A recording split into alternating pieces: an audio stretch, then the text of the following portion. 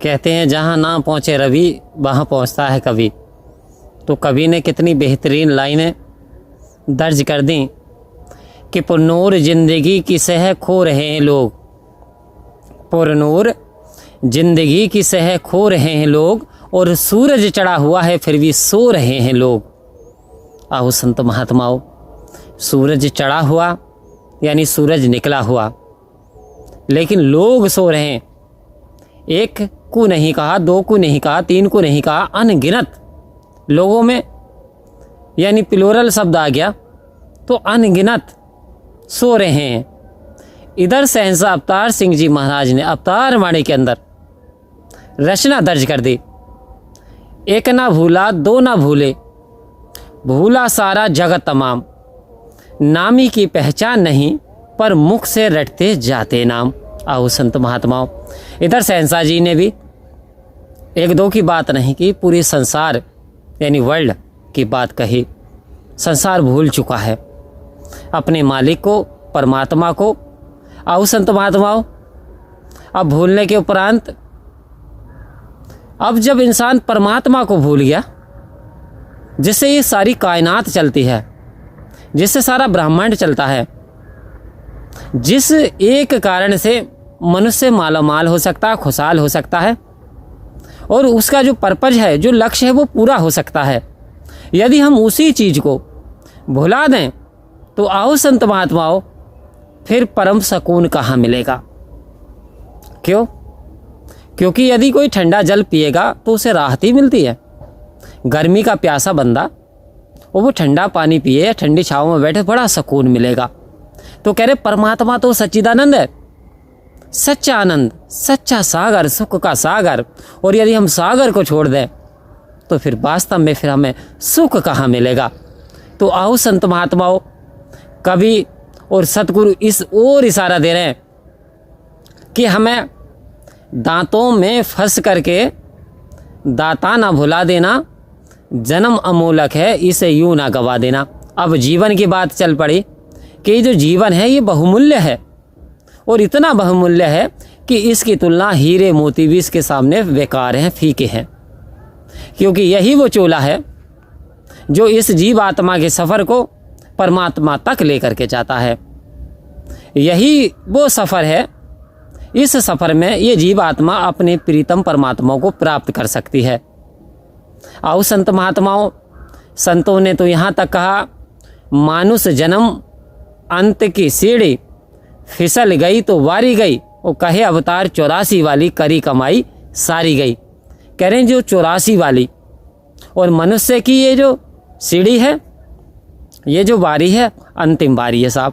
जैसे सीढ़ी के लास्ट सीढ़ी पे कोई पैर रखे और यदि वो गिर जाए तो नीचे आने करके गिरता है।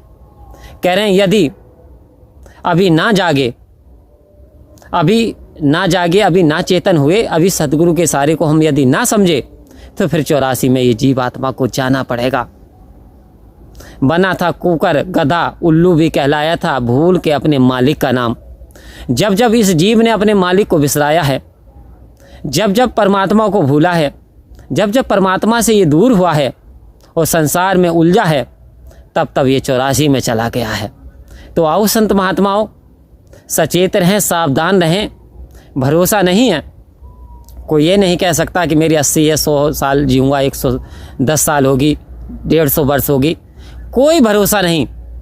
इंसान क्या भरोसा है जिंदगी का, और आदमी बुलबुला है पानी का। ये बिल्कुल शाश्वत सत्य है। एक क्षण लगता है, और कहते थे कि जी अभी तो रद्दी फाड़ रहे थे, अभी तो मेले का आयोजन होना था, मिठाइयाँ खरीदी हुई थी, मेले में सामान बेचना था। कहते जी फला के पापा एक्सपायर हो गए, कारण क्या रद्दी फाड़ते फाड़ते हो गए। क्यों? क्योंकि टाइम आ गया साहब। Time is very powerful.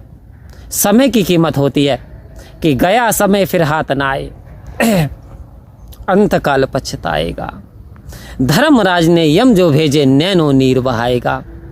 तेरे सगे संबंधी कुटुंब कबीला काम न तेरे आएंगे, आके तेरे सगे संबंधी भी तुझे न बचा ना पाएंगे।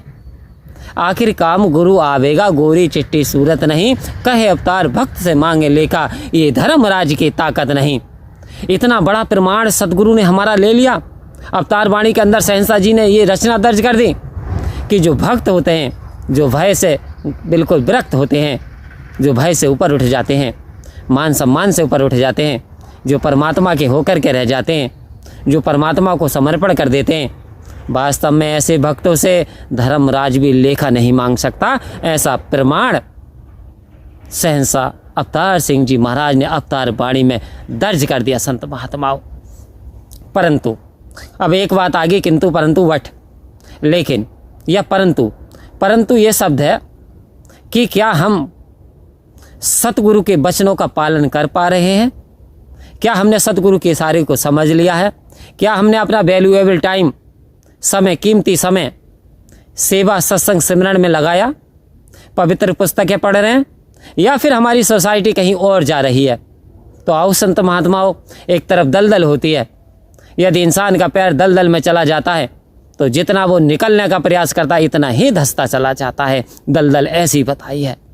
तो कह रहे हैं ऐसे ही ये जो बुराइयां हैं, चाहे वो जुए की आदत हो, चाहे वो नशा करने की आदत हो, जब इंसान इसमें फंस जाता है, उलझ जाता है तो दलदल के समान धंसता चला जाता है और जीवन उसका नरक हो जाता है।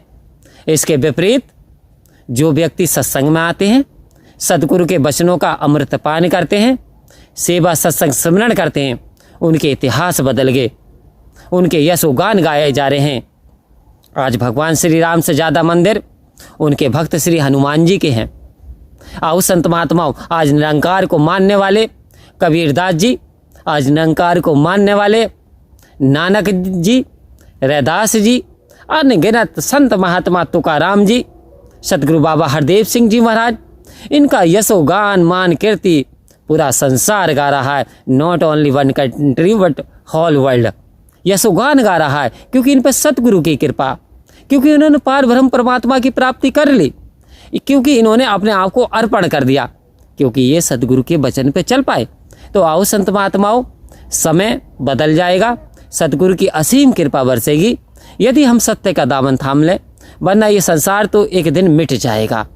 और ये मिट रहा है आपके आंखों के सामने। मॉडर्न टाइम में देखो, एक देश दूसरे देश से लड़ रहा है, कहीं संपत्ति के कारण किसी के तेल पे नजर है, कोई धर्म के खातिर लड़ रहा कि साहब मेरा धर्म बड़ा। तो वास्तव में ऋग्वेद में एक बात कही, एक अंबरम दत्ते नास्ति, ये लोगों एक ही ब्रह्मा, कोई दूसरा नहीं, नास्ति नास्ति नास्ति, नहीं है नहीं है, only one creator whole world, जिसने सारा संसार रचा है, वो गॉड एक है, वो खुदा एक है, वो भगवान एक है, वो परमात्मा एक है। तो वास्तव में हम उसे एक को जान लें और प्यार को अपना लें, सतगुरु के वचनों पे चल पाएँ। तो कहा कि प्यार सजाता है गुलशन को और नफरत वीरान करे। नफरत वीरान कर देती है, प्यार जीवन को सजा देता है। तो संत महात्माओं सतगुरु के सारे को समझाएं, क्योंकि थोड़ा समय का अभाव के कारण ये दिन छिपे का वक्त है और अंधेरा हो चुका है। देख रहे हैं आप, वो रोशनी नहीं रही, क्योंकि समय बदलता है, जीवन बदल जाता है।